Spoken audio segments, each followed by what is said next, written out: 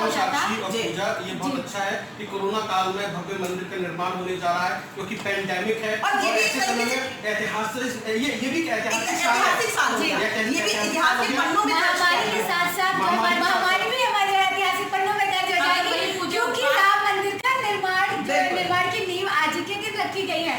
तो जब भी राम मंदिर के निर्माण के नींव की जब जिक्र आएगा तो इसका जिक्र जरूर होगा कि महामारी में कांग्रेस को भी सद्बुद्धि आ गई। जी बिल्कुल, जिस तरह से कांग्रेस भी लगातार उन्होंने कहा है कि जो है इसके साथ आगे उन्होंने लगातार कांग्रेस पहले भी इकरार करती रही, लेकिन उनको भी सद्बुद्धि आ गई और वो इस भव्य पल के पहले ही उनको सद्बुद्धि आ गई और इस पूरे उसमें प्रियंका गांधी देखिए, मैं आपको पता करना चाहता हूँ, मुझे वो मूवमेंट भी याद है सन 2014 में जब प्रधानमंत्री नरेंद्र मोदी लोकतंत्र के मंदिर गए थे, उन्होंने प्रणाम किया था, उस चौखट को चूमा था, सीढ़ी को चूमा था, फिर वो अंदर गए थे, उन्होंने भाषण दिया था।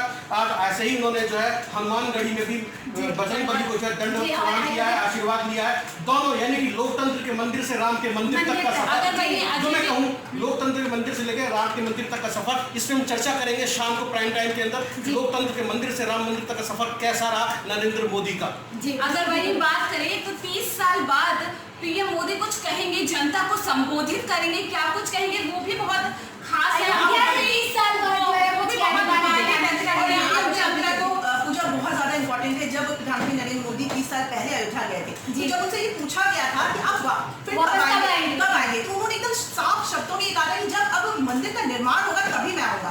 सोचिए उस वक्त उन्होंने जब कहा था तो शायद कहीं ना कहीं उन्हें भी लग रहा होगा कि वो पल कब आएगा, और वो पल आ गया। ये उनके लिए नहीं बल्कि पूरे देशवासियों के लिए भी बहुत ही कह सकते हैं कि खुशी का पल है कि वो पल आखिर आ ही गया और नींव भी रख दी गई है। अब निर्माण कार्य शुरू होगा, इसमें तो कोई देरी नहीं होनी है। हाँ, जरूर देशवासियों को ये लग रहा है कि अब निर्माण कार्य भी जल्द से जल्द हो जाए, लेकिन जो समय लगना है वो तो लगेगा। जो नींव रखने वाले जो इंतजार देशवासियों से नहीं हो रहा था, वो एक एक पल का इंतजार कर रहे थे कि कब नींव रखी जाए, कब नींव रखी जाए। अब नींव रखने के बाद अब इंतजार पूरे देश की जनता को यही है कि राम मंदिर का निर्माण कितनी जल्दी हो जाए। तो लगातार हम आपका 25 महीने का समय है, पूजा 3 साल से 2.5 से 3 साल चलेगा, नींव पीट रखी जा चुकी है, इंतजार खत्म हो गया। अब सिर्फ जर्नी शुरू होती है राम मंदिर निर्माण की, जिसके सभी लोग गवाह बनेंगे। हम हर महीने, हर पल, हर दिन, हर कुछ न कुछ अपडेट वहाँ से दर्शकों के लिए लाते रहेंगे, आपको बताते रहेंगे कि मंदिर का निर्माण किस तरीके से चल रहा है, किस तरीके से चल रहा है, कितना हुआ, कहाँ पहुँचे, और जब मंदिर का निर्माण संपन्न हो जाएगा उस वक्त भी ये ऐतिहासिक पल होगा। कौन सबसे पहले जाके दर्शन करेगा, कैसे होगा, इंतजार आप सभी को रहेगा। तो फिलहाल अयोध्या नगरी राममय हो गई है, पूरा देश राममय हो गया है। इस पल का जो इंतजार था वो खत्म हो गया है। तो फिलहाल के लिए सिर्फ इतना ही। और ये संदेश पूरी मानवता को आकृष्ट कर रहा है, पूरे विश्व को आकर्षित कर रहा है, और ये संदेश सिर्फ भारतवर्ष नहीं पूरे विश्व में देखा, जाना, सुना, समझा जा रहा है। राम संयम और अनुशासन के सबसे बड़े प्रतीक रहे, और आज जब पूरी दुनिया में अनुशासन की महत्ता बढ़ गई है, स्वयं के अनुशासन की, समाज के अनुशासन की, तो भूमि पूजन समारोह में भी आज उसका उदाहरण देखते ही बन रहा है। भारत विविधताओं का देश है, और यहाँ जब किसी का स्वागत किया जाता है तो राम राम जी कहा जाता है। और माननीय प्रधानमंत्री, राष्ट्रीय स्वयंसेवक संघ के प्रमुख मोहन भागवत उनके पीछे मंच पर, उत्तर प्रदेश की राज्यपाल उनके साथ हैं उत्तर प्रदेश राज्य की राज्यपाल आनंदीबेन पटेल,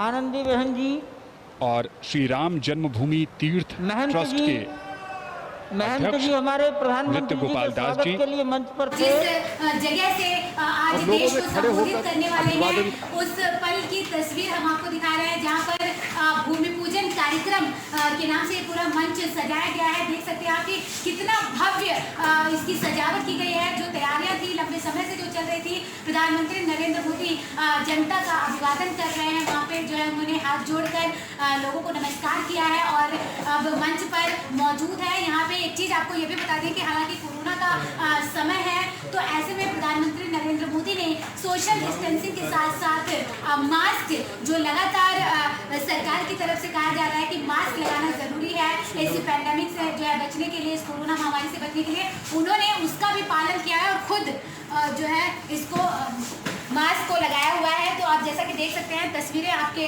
सामने हैं, जहां पर इस पूरे मंच में कौन कौन से मेहमान मौजूद हैं उससे भी हम आपको रूबरू करा दें।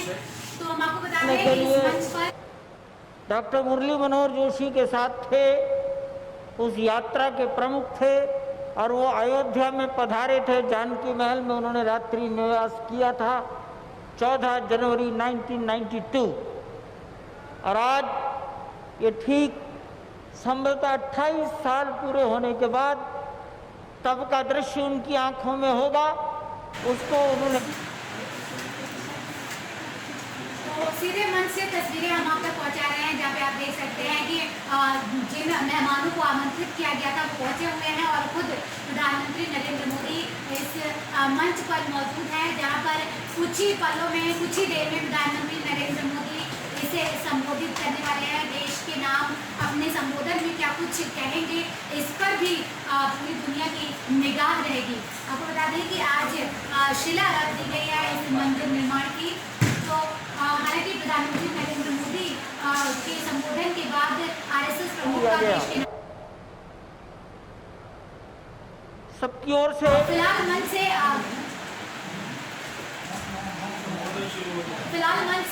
क्या कुछ वहाँ पे जो अतिथिगण जो जिन्हें निमंत्रण मिला था, जो पहुंचे हुए हैं, वो क्या कुछ कह रहे हैं, वो तस्वीरें हम आप तक पहुंचा रहे हैं। करता हूँ कि वो मार्गदर्शन करें।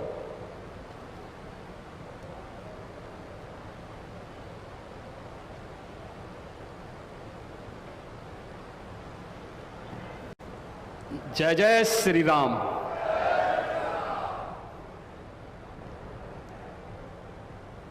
अवधपुरी सम प्रिय नहीं। योगी आदित्यनाथ बोल रहे हैं। तो इस भूमि पूजन कार्यक्रम से उत्तर प्रदेश के मुख्यमंत्री योगी आदित्यनाथ का सुहावनी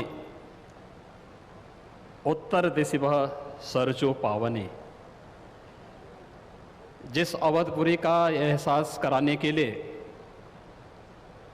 5 शताब्दियों की इस बहुप्रतीक्षित तिथि को हम सबको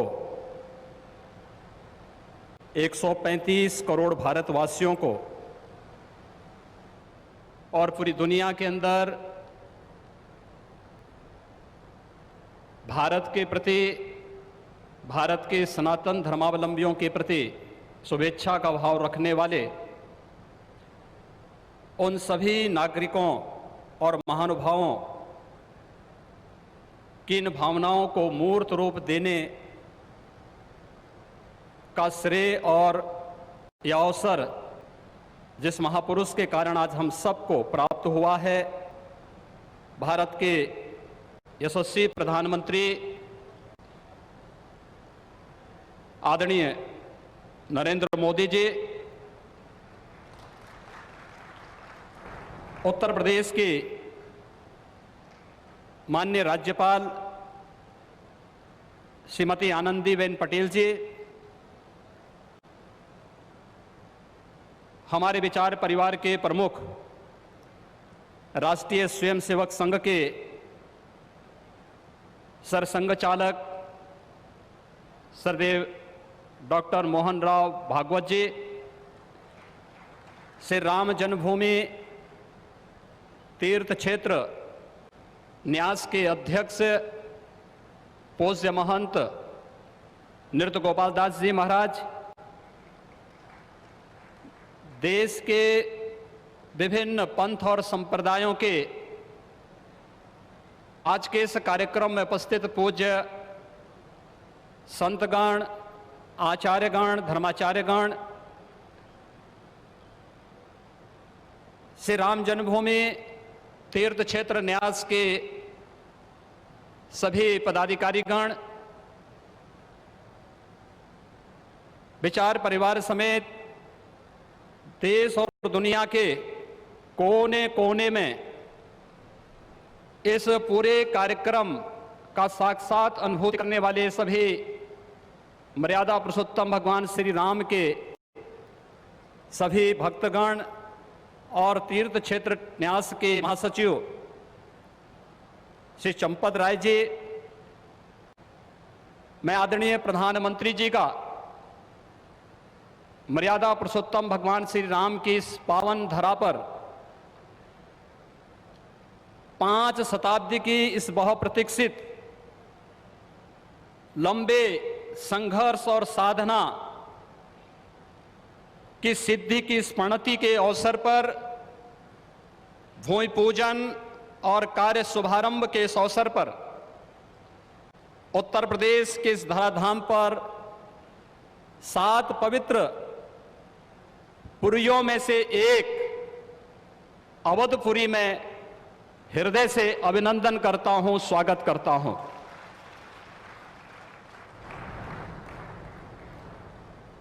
पांच 500 वर्षों का एक लंबा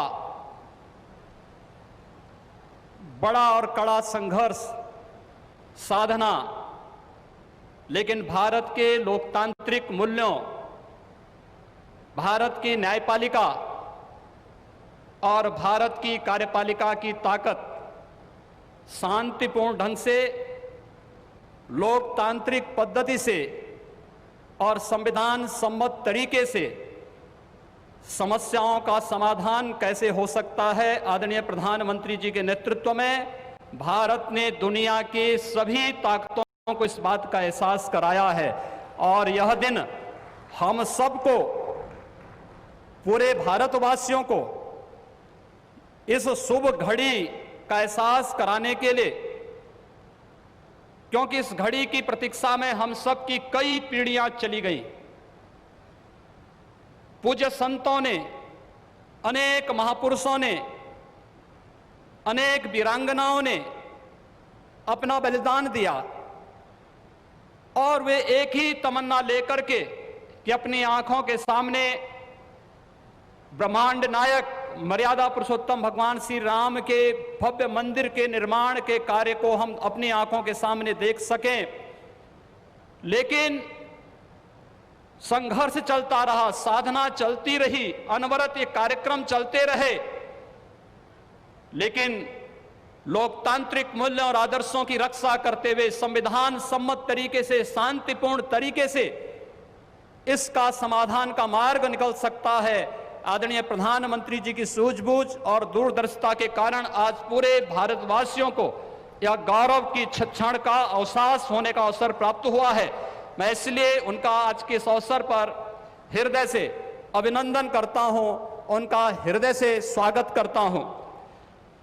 भाइयों बहनों, हम सब गौरवान्वित हैं इस बात को लेकर के कि अवधपुरी के बारे में जो सपना हम सब ने देखा है, मुझे लगता है कि उस बात का एहसास 3 वर्ष पहले उत्तर प्रदेश की इस अवधपुरी में दीपोत्सव के कार्यक्रम के साथ आप सब ने भी महसूस किया होगा।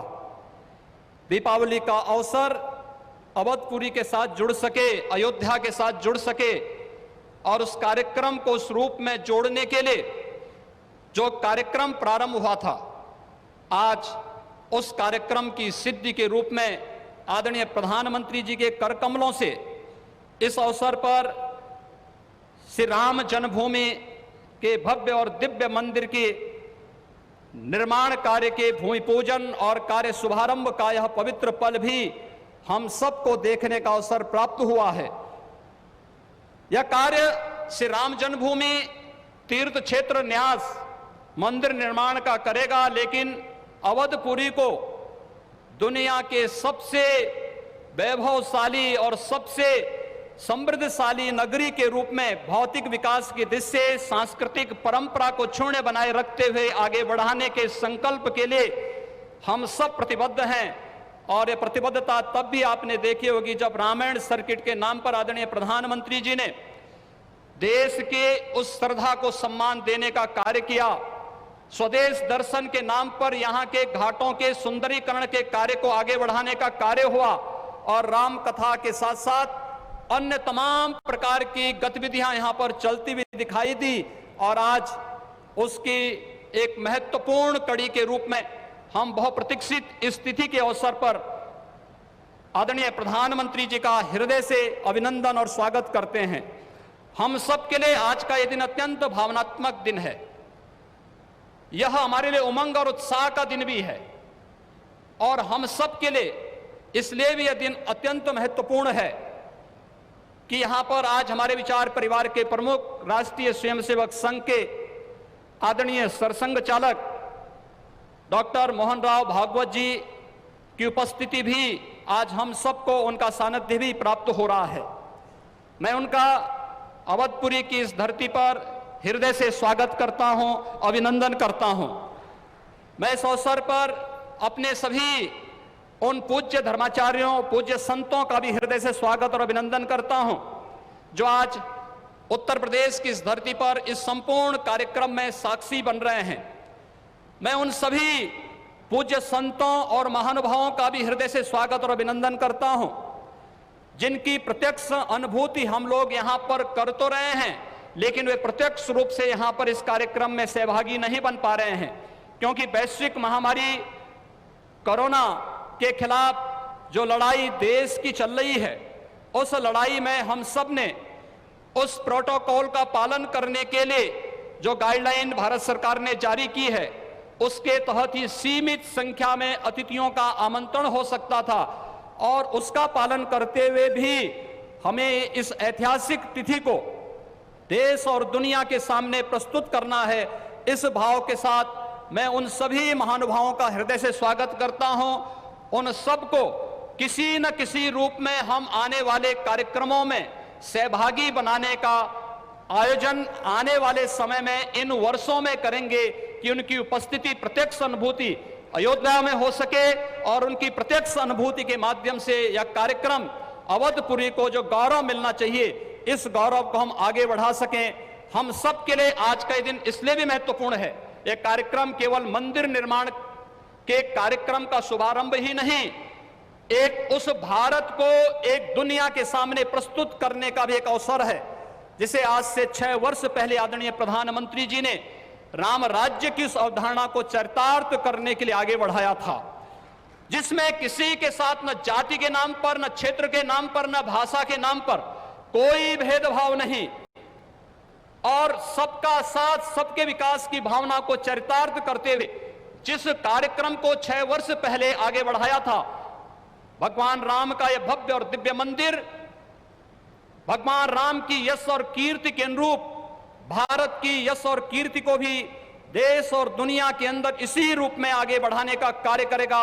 इस विश्वास के साथ मैं एक बार फिर से आज के इस अवसर पर आदरणीय प्रधानमंत्री जी का, राष्ट्रीय स्वयंसेवक संघ के सरसंघ चालक जी का, अपने सभी माननीय अतिथियों का, पूज्य धर्माचार्यों का, संत गणों का, सभी महानुभावों का उत्तर प्रदेश की इस धरती पर, अवधपुरी की इस धरती पर हृदय से अभिनंदन करता हूं, स्वागत करता हूं। जय जय श्री राम।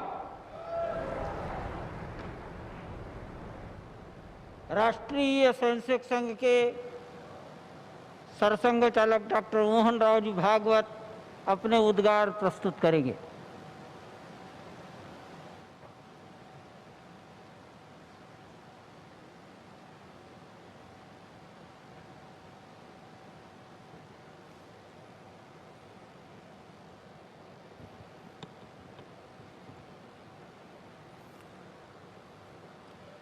श्रद्धेय नृत्य गोपाल दास जी महाराज जी सहित उपस्थित सभी श्रद्धेय संतचरण, भारत के आदरणीय और जनप्रिय प्रधानमंत्री जी, उत्तर प्रदेश की माननीय राज्यपाल महोदया, उत्तर प्रदेश के माननीय मुख्यमंत्री जी, सभी नागरिक सज्जन, माता भगिनी, आनंद का क्षण है, बहुत प्रकार से आनंद है। एक संकल्प लिया था और मुझे स्मरण है कि तब के हमारे संघ के सरसंघ चालक बाला साहब देवरस जी ने ये बात हमको कदम आगे बढ़ाने के पहले याद दिलाई थी कि बहुत लग के 20-30 साल काम करना पड़ेगा, तब कभी ये काम होगा। और 20-30 साल हमने किया। 30वें साल के प्रारंभ में हमको संकल्प पूर्ति का आनंद मिल रहा है। प्रयास किए हैं जी जान से, अनेक लोगों ने बलिदान दिए हैं। अरे नहीं आए, वो सूक्ष्म रूप में आज यहां उपस्थित है, प्रत्यक्ष उपस्थित हो नहीं सकते। ऐसे भी है जो है लेकिन यहां आ नहीं सकते। रथ यात्रा का नेतृत्व करने वाले अडवाणी जी आज अपने घर में बैठकर इस कार्यक्रम को देख रहे होंगे। कितने ही लोग हैं कि जो आ भी सकते हैं लेकिन बुलाए नहीं जा सकते, परिस्थिति ऐसी है। लेकिन वो भी अपनी अपनी जगह, पूरे देश में देख रहा हूं आनंद की लहर है। सदियों की आस पूरी होने की आनंद है। लेकिन सबसे बड़ा आनंद है भारत को आत्मनिर्भर बनाने के लिए जिस आत्मविश्वास की आवश्यकता थी और जिस आत्मभान की आवश्यकता थी, उसका सगुण साकार अधिष्ठान बनने का शुभारंभ आज हो रहा है।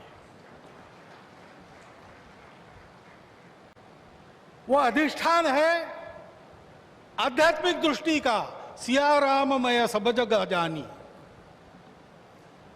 सारे जगत में अपने को और अपने में सारे जगत को देखने की भारत की दृष्टि, जिसके कारण उसके प्रत्येक व्यक्ति का व्यवहार आज भी विश्व में सबसे अधिक सज्जनता का व्यवहार होता है। और उस देश का सामूहिक व्यवहार सबके साथ वसुधैव कुटुंबकम का होता है। ऐसा स्वभाव और ऐसी अपने कर्तव्य का निर्वाह व्यावहारिक जगत की माया के दुविधा में से रास्ते निकालते हुए जितना हो सके सबको साथ लेकर आगे चलने का जो विधि एक बनती है, उसका अधिष्ठान आज यहां पर बन रहा है। परम वैभव संपन्न और सबका कल्याण करने वाला भारत, उसके निर्माण का शुभारंभ आज ऐसे निर्माण का व्यवस्थागत नेतृत्व जिनके हाथ से है, उनके हाथ से हो रहा है। ये और एक आनंद है। और इसलिए उन सब का स्मरण होता है। लगता है अशोक जी यहां रहते तो कितना अच्छा होता, महंत परमहंस रामचंद्र दास जी अगर आज हो सकते तो कितना। लेकिन जो इच्छा उसकी है वैसे होता है। लेकिन मेरा विश्वास है कि जो है वो मन से और जो नहीं है वो सूक्ष्म रूप से आज यहां उस आनंद को उठा रहे हैं, उस आनंद को शतगुणित भी कर रहे हैं। लेकिन इस आनंद में एक स्फुरण है, एक उत्साह है। हम कर सकते हैं, हमको करना है, वही करना है। एतद्देश प्रसूतस्य सकाशादग्र जन्मनात् स्वम स्वम चरित्रम शिक्षेरन पृथिव्याम सर्वमानव। जीवन जीने की शिक्षा देनी है। अभी ये कोरोना का दौर चल रहा है, सारा विश्व अंतर्मुख हो गया है, विचार कर रहा है कहां गलती हुई, कैसे रास्ता निकले। दो रास्तों को देख लिया, तीसरा रास्ता कोई है क्या? है, हमारे पास है, हम दे सकते हैं। देने का काम हमको करना है। उसकी तैयारी करने के संकल्प का भी आज, उसके लिए आवश्यक तब पुरुषार्थ हमने किया है। प्रभु श्री राम के चरित्र से आज तक देखेंगे तो सारा पुरुषार्थ, पराक्रम, वीरवृत्ति हमारे रग रग में है। उसको हमने खोया नहीं है, वो हमारे पास है। हम शुरू करें, हो जाएगा। इस प्रकार का विश्वास, इस प्रकार का स्फुरण, प्रेरणा आज हमको इस दिन से मिलती है, सारे भारतवासियों को मिलती है। कोई भी अपवाद नहीं, क्योंकि सब राम के हैं और सब में राम। और इसलिए यहां अब मंदिर बनेगा, भव्य मंदिर बनेगा। सारी प्रक्रिया शुरू हो गई, दाई तो बांटे गए हैं, जिनका जो काम है वो करेंगे। उस समय हम सब लोगों को क्या काम रहेगा? हम सब लोगों को अपने मन की अयोध्या को सजाना संवारना है। इस भव्य कार्य के लिए प्रभु श्री राम जिस धर्म के विग्रह माने जाते हैं, वह जोड़ने वाला, धारण करने वाला, ऊपर उठाने वाला, सबकी उन्नति करने वाला धर्म, सबको अपना मानने वाला धर्म, उसकी ध्वजा को अपने कंधे पर लेकर संपूर्ण विश्व को सुख शांति देने वाला भारत हम खड़ा कर सके, इसलिए हमको अपने मन की अयोध्या बनाना है। यहां पर जैसे जैसे मंदिर बनेगा वो अयोध्या भी बनती चली जानी चाहिए। और इस मंदिर के पूर्ण होने के पहले हमारा मन मंदिर बन के तैयार रहना चाहिए, इसकी आवश्यकता है। और वो मन मंदिर कैसा रहेगा बताया है, काम कोह मद मान न मोहा, लोभ न क्षोभ न राग न द्रोहा, जिनके कपट दंभ नहीं माया, तिनके हृदय बसहु रघुराया। जात पात धनु धर्म बड़ाई, प्रिय परिवार सदन सुखदाई, सब तजी तुम ही रहो उरलाई, तेहि के हृदय रहो रघुराई। हमारा हृदय भी राम का बसेरा होना चाहिए, इसलिए सभी दोषों से, विकारों से, द्वेषों से, शत्रुता से मुक्त। दुनिया की माया कैसी भी हो, उसने सब प्रकार के व्यवहार करने के लिए समर्थ। और हृदय से सब प्रकार के भेदों को तिलांजलि देकर केवल अपने देशवासी ही क्या, संपूर्ण जगत को अपनाने की क्षमता रखने वाला इस देश का व्यक्ति और इस देश का समाज, ये गढ़ने का काम है। उस गढ़ने के काम का एक सगुण साकार प्रतीक जो सदैव प्रेरणा देता रहेगा, वो यहां खड़ा होने वाला है। भव्य राम मंदिर बनाने का काम भारतवर्ष के लाखों मंदिरों में और एक मंदिर बनाने का काम नहीं है। उन सारे मंदिरों में मूर्तियों का जो आशय है, उस आशय का पुनर्प्रगटीकरण और उसका पुनर्स्थापन करने का शुभारंभ आज यहां बहुत ही समर्थ हाथों से हुआ है। इस मंगल अवसर पर इस सब आनंद में मैं आप सबका अभिनंदन करता हूं। और जो मेरे मन में इस समय विचार आए, उसको आपके चिंतन के लिए आपके सामने रखता हुआ आपसे विदा लेता हूं। बहुत बहुत धन्यवाद।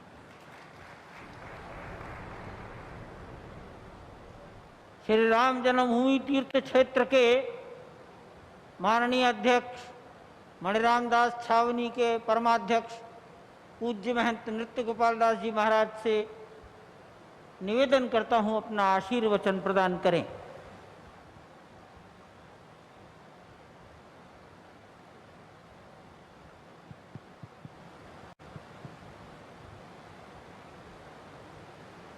श्री राम जय जय राम, श्री राम जय जय राम,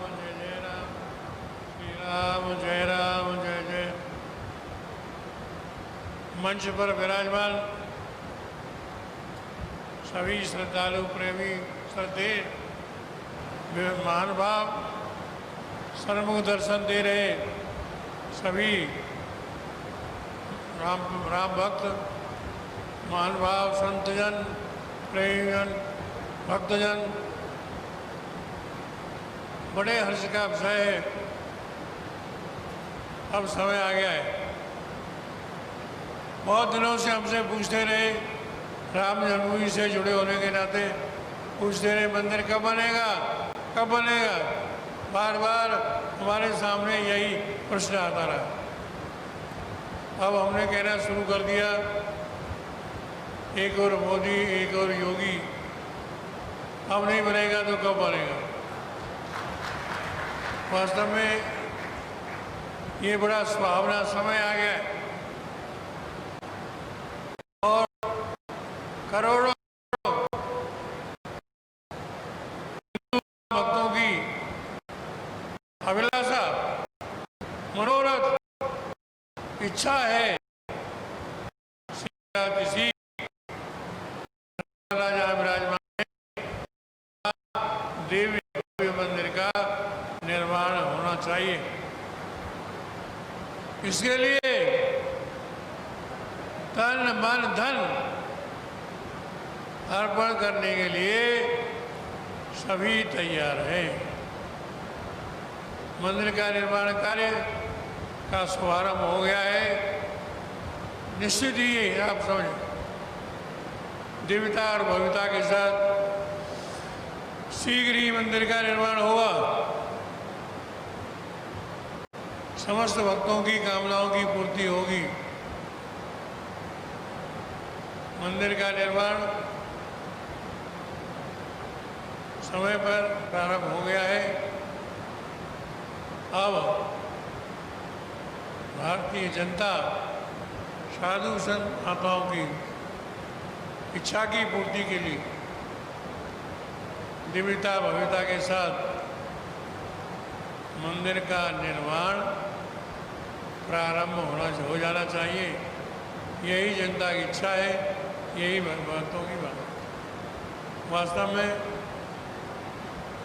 यह अभिलाषा भारत में रह रहे, विश्व में रह रहे हिंदू बात की ये अभिलाषा है, उनकी भावना है कि हम अपने आँखों से शीघ्रातिशीघ्र दिव्य भव्य मंदिर का अवलोकन करें।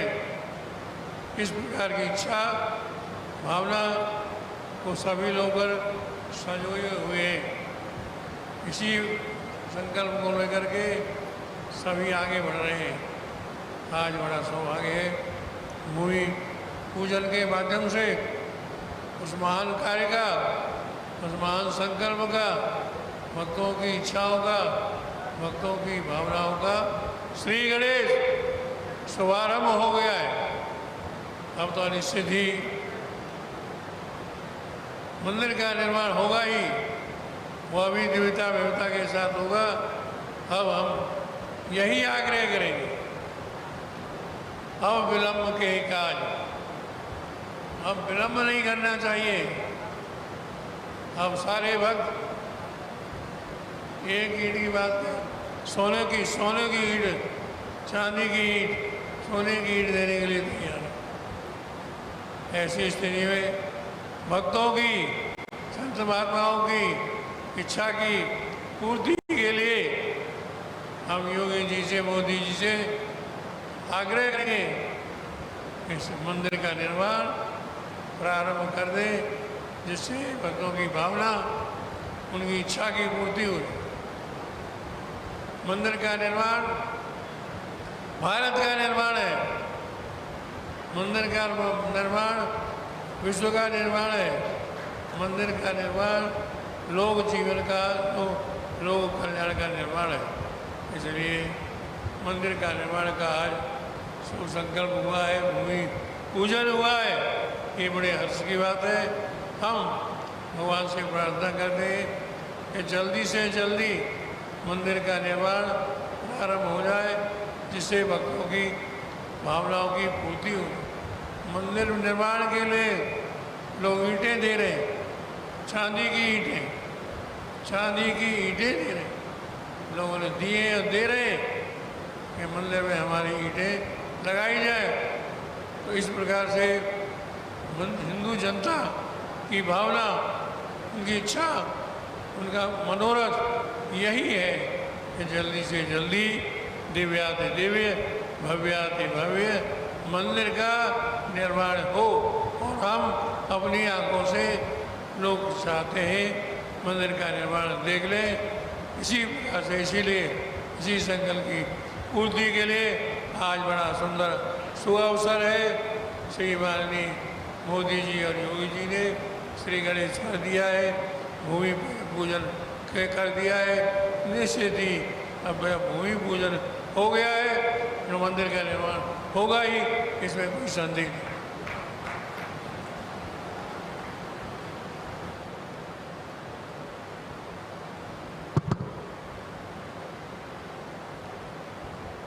आज एक शिलापट का अनावरण माननीय प्रधानमंत्री जी के कर कमलों से होगा।